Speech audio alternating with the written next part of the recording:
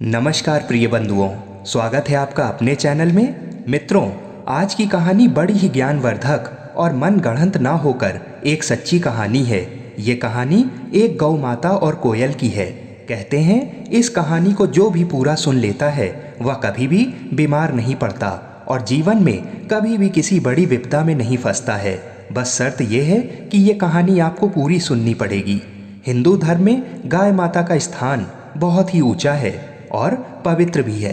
गाय माता में सभी 33 प्रकार के देवी देवता निवास करते हैं। समुद्र मंथन के समय जो 14 रत्न प्राप्त हुए थे उनमें से एक कामधेनु नामक गाय माता भी थीं। शास्त्र अनुसार गाय माता के एक नेत्र में सूर्य देवता हैं और एक नेत्र में चंद्र देवता। अगर सच्चे दिल से आप गाय माता से कुछ भी मांगते हैं तो वह मनोकामना आपकी अवश्य पूरी हो जाती है। इसलिए भारतवर्ष में अपने घर की रसोई की पहली रोटी प्रतिदिन गाय माता को खिलाने का विधान है।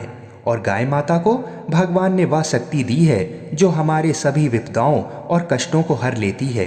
तो आइए समय को व्यर्थ न करते हुए इस छोटी सी कहानी को सुनते हैं। मित्रों, आपको केवल अपने जीवन से 10 मिनट का समय निकालकर इस कहानी को पूरा सुनना है और कहानी को अपने दोस्तों और परिवार में शेयर अवश्य करिएगा। अगर आप चैनल पर पहली बार आए हैं तो आपसे विनम्र विनती है कि चैनल को सब्सक्राइब अवश्य करें ताकि भविष्य में अन्य प्रेरणादायक कहानियां भी आपको सुनने को मिलती रहें। प्राचीन समय की बात है।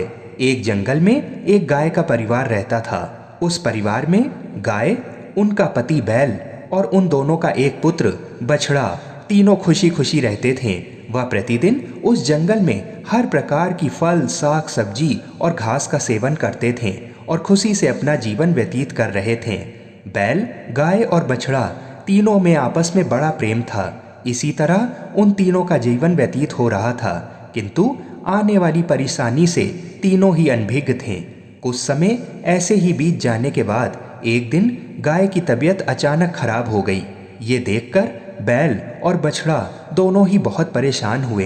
बैल सोचने लगा कि मेरी पत्नी को क्या हो गया और बछड़ा भी यही सोच रहा था कि मेरी माँ को ऐसा क्या हुआ जो वह अचानक बीमार पड़ गई। फिर बैल ने बहुत प्रयास किए कि उसकी पत्नी फिर से ठीक हो जाए, किंतु दिन प्रतिदिन उस गाय की तबीयत बिगड़ती ही जा रही थी।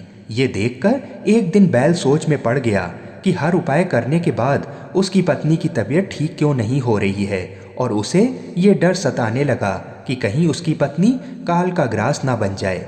इसी प्रकार वह छोटा बछड़ा भी यही सोचने लगा कि उसकी माँ को कुछ हो ना जाए और इस सोच में पड़ गया कि उसका जीवन कैसे व्यतीत होगा, उसे लाड प्यार कौन करेगा। इन सब चिंताओं के बीच बैल हर जगह प्रयास करता हुआ शहर से एक राजवैद्य को ले आया और अपनी पत्नी गाय को उस राजवैद्य को दिखाया। उस राजवैद्य ने गाय माता का कई प्रकार से इलाज करने का प्रयास किया, किंतु कोई सफलता प्राप्त नहीं हुई। फिर 1-2 दिन बाद इलाज करने के बाद राजवैद्य ने कोई दुर्लभ जड़ी बूटी बैल से मंगाई। बैल भी जंगल में जाकर बड़ी ही कठिनाई से उन जड़ी बूटियों को ढूंढ कर लाया। तब राजवैद्य ने वह जड़ी बूटियां भी गाय को दी, किंतु आश्चर्य वाली बात ये थी कि उन जड़ी बूटियों से भी गाय माता को कोई फायदा नहीं हुआ। तब सभी निराश हो गए। राजवैद्य भी अचंभे में पड़ गए कि कोई भी दवा गाय माता को क्यों नहीं लग रही है। ये सब देखकर उन तीनों की चिंताएं बढ़ती जा रही थीं। बैल बहुत निराश होकर राजवैद्य से कहता है कि आप मेरी पत्नी को ठीक कर दो, उसके लिए मुझे जो भी करना पड़ेगा मैं करूँगा।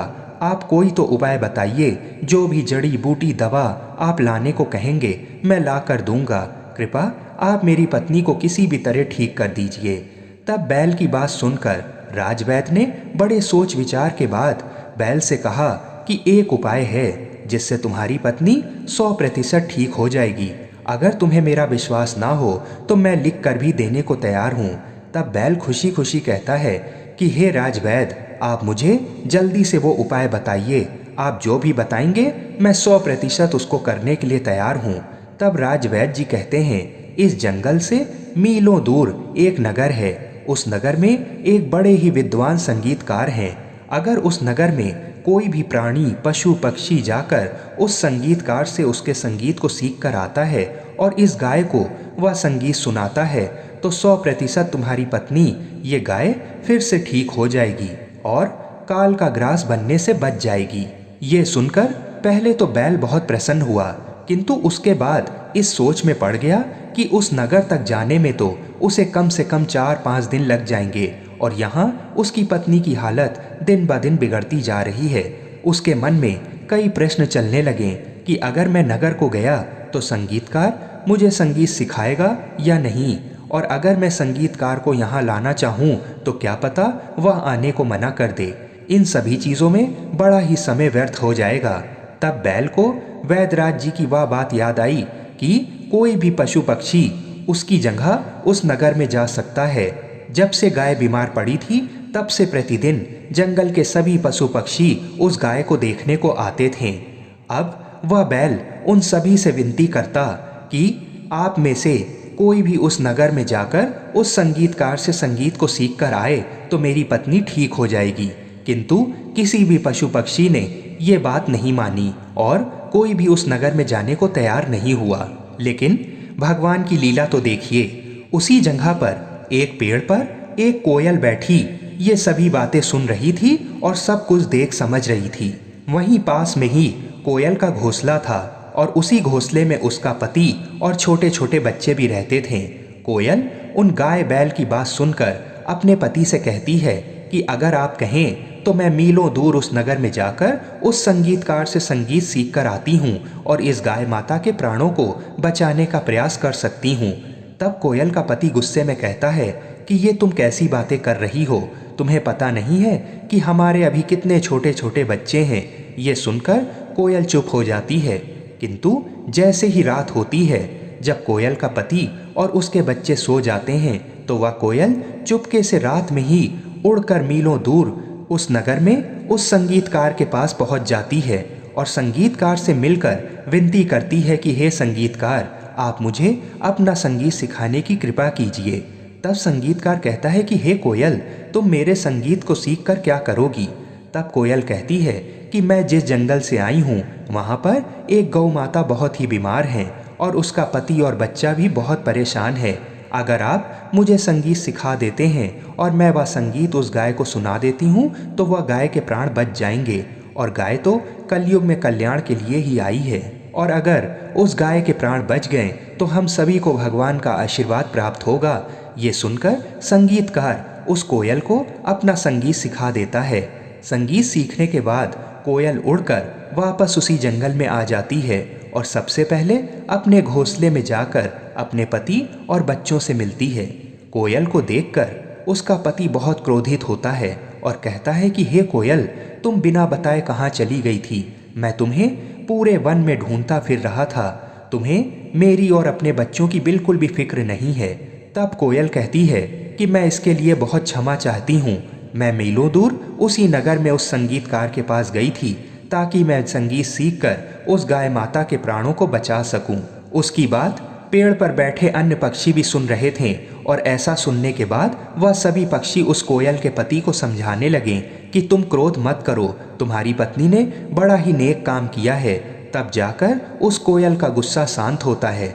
उसके बाद कोयल फिर सीधे राजवैद्य और उस बैल के पास जाती है और बताती है कि मैं उस नगर में उस संगीतकार से सारा संगीत सीख कर आई हूँ।